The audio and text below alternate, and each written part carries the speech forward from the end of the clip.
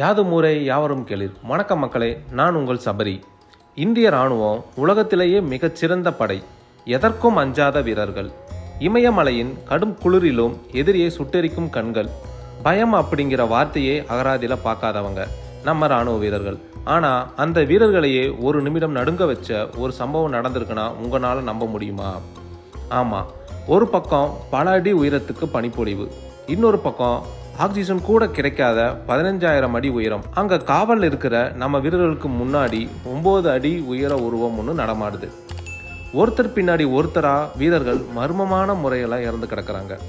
அவங்க முகத்தில் ஒரு பயங்கரமான மரண பயம் உறைஞ்சு கிடக்கு. வீரர்கள் சுட நினைக்கிறாங்க, ஆனால் கை நடுங்குது. துப்பாக்கி வேலை செய்யலை. இது பேயோட வேலையோ இல்லை பனி மனிதன் எட்டியோட அட்டகாசமோன்னு நம்ம வீரர்கள் ஒரு நிமிஷம் மிரண்டு நின்று அந்த டாச்சி மிஸ்ட்ரி பற்றி உங்களுக்கு தெரியுமா? அங்கே உண்மையாகவே என்ன நடந்துச்சு? நம்ம வீரர்களை பயமுறுத்தின அந்த 9 அடி உயர உருவம் எது? இதுக்கு பின்னால் இருக்கிற அந்த அதிர்ச்சியான உண்மை என்ன? வாங்க இன்னைக்கு டிகோட் வித் சபரியில் அந்த பனிமலையோட ரகசியத்தை உடைக்கலாம். சம்பவம் சிக்கிம் எல்லையில் இருக்கிற ஒரு சின்ன அவுட் போஸ்ட்டில் ஆரம்பிக்குது. தாச்சி மலைப்பகுதி. இங்கே இருக்கிற இராணுவ வீரர்களுக்கு ஒரு விசித்திரமான அனுபவம் ஒன்று ஏற்படுது. முதல்ல என்ன ஆகுதுன்னா, நைட்டில் டியூட்டி பார்க்குற வீரர்கள் காணாமல் போக ஆரம்பிக்கிறாங்க. தேடி போய் பார்த்தா ஒரு பாறைக்கு பின்னாடியோ இல்லை ஒரு பள்ளத்திலேயோ அவங்க சடலமாக கிடைக்கிறாங்க. அவங்க உடம்புல ஒரு காயம் கூட இல்லை. ஆனால் அவங்க முகத்தில் அந்த பயம், அதை பார்த்த மற்ற வீரர்களை நடுங்கி போயிட்டாங்க. அடுத்த சில நாளில் இராணுவத்தோட வயர்லெஸ் கம்யூனிகேஷன் ஏதோ மர்மமான குரல்கள் கேட்குது. யாரோ ஒருத்தர் அதிகாரப்பூர்வமான குரலில் தப்பான உத்தரவுகளை கொடுக்குறாங்க. இதனால் ஒரு பதற்றம் உருவாகுது. அப்போ தான் அந்த பேச்சு பரவுது.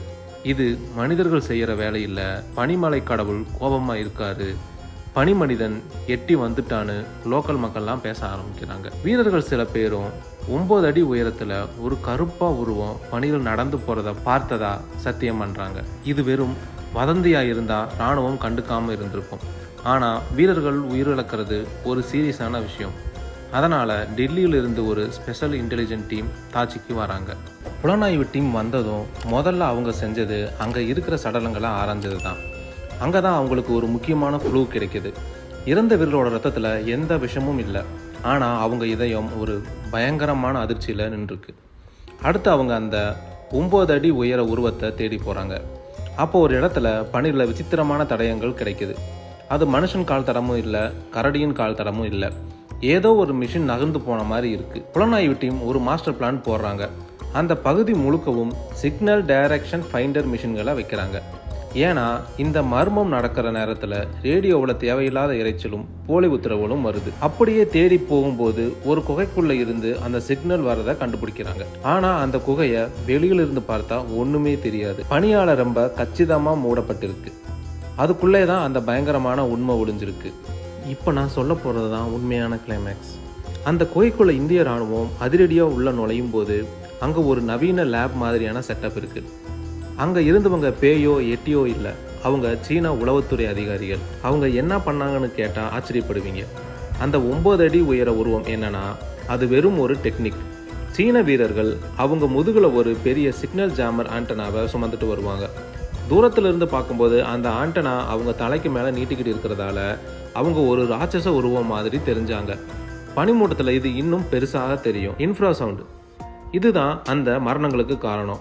அவங்க ஒரு குறிப்பிட்ட மிஷின் மூலமாக மனுஷன் காதுகளுக்கு கேட்காத ஆனால் மூளையை பாதிக்கிற ஒரு அதிர்வெண் ஒலியை வெளியிட்டாங்க.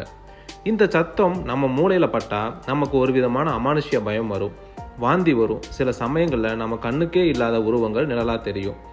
இதனால் நம்ம வீரர்கள் பயத்தில் இறந்துருக்காங்க. இந்திய இராணுவத்தோட கம்யூனிகேஷனை இடமறைச்சு தப்பான தகவல்களை பரப்பி வீரர்களை குழப்பி அவங்கள அவுட் போஸ்ட்லேருந்து தனியாக வர வச்சு இந்த அட்டாக் நடத்தியிருக்காங்க. ஸோ கடைசியாக பார்த்தா நம்ம மக்கள் எட்டினோ அமானுஷனோ நடுங்கியது உண்மையிலேயே மிகப்பெரிய தொழில்நுட்ப உளவு போர் தான். எதிரி நாடுகள் நம் வீரர்களின் மன தைரியத்தை உடைக்க அறிவியலை ஆயுதமாக பயன்படுத்தியிருக்காங்க. ஆனால் அவர்கள் ஒரு விஷயத்தை மறந்து விட்டாங்க. இந்திய இராணுவம் என்பது வெறும் ஆயுதங்களால் கட்டமைக்கப்பட்டதல்ல. அது அசைக்க முடியாத மன உறுதி மற்றும் எதற்கும் கலங்காத நுணுக்கமான அறிவாற்றலால் ஆனதுன்னு. இங்கே தான் இந்திய இராணுவத்தின் பெருமை அடங்கி இருக்குது. பனிப்பொழிவில் சிக்னல் கட் ஆகலாம், ஆக்சிஜன் குறையலாம், உடல் உறையலாம். ஆனால் வந்தே மாதரம் என்று முழங்கும் ஒரு இந்திய வீரனின் தேசப்பற்றை எந்த இன்ஃப்ரா சவுண்டாலும் அசைக்க முடியாது. தாச்சி மலையில் மறைந்திருந்த அந்த எதிரி நாட்டு உளவாளிகள் நினைத்தார்கள் நாம் வீரர்களை பயமுறுத்தி அந்த இடத்தை விட்டு விரட்டிடலாம்னு. ஆனால் நம்ம வீரர்கள் பயந்து ஓடலை. மாறாக அந்த மர்மத்தின் வேறு வரை சென்று எதிரியின் சதி திட்டத்தையே அவர்கள் மண்ணோடு மண்ணாக புதைத்தாங்க. இன்று நாம் வீடுகளில் நிம்மதியாக தூங்குகிறோம் என்றால் அதற்கு பின்னால் இது போன்ற ஆயிரக்கணக்கான தாட்சி மர்மங்களை நம் வீரர்கள் எல்லைகளில் தினமும் சந்தித்து கொண்டுதான் இருக்கிறார்கள். நவீன கருவிகள் இல்லாத அந்த காலத்திலேயே தன் புத்திசாலித்தனத்தால் எதிரியின் தொழில்நுட்பத்தை சுக்குநூறாக்கிய நாம் இந்திய இராணுவத்தின் பெருமையை சொல்ல இந்த ஒரு சம்பவம் ஒரு சாட்சி மட்டுமே. மர்மங்கள் என்பது நாம் புரிந்து கொள்ளாத வரைதான் மர்மம். ஆனால் அந்த மர்மத்தை கிழித்து உண்மையை வெளிக்கொண்டு வருவதில் நாம் இந்திய இராணுவத்திற்கு நிகர் யாரும் இல்லை. இந்த தகவல் உங்களுக்கு பெருமையாக இருந்தால் நம்ம இராணுவ வீரர்களுக்காக கமெண்டில் ஒரு சல்யூட் போடுங்க. அப்படியே நம்ம சேனலை சப்ஸ்கிரைப் பண்ணிக்கோங்க. டிகோட் வித் சபரியில் அடுத்து ஒரு த்ரில்லரான கதையோடு உங்களை சந்திக்கிறேன். அதுவரை உங்களிடமிருந்து விடைபெறுவது உங்கள் சபரி.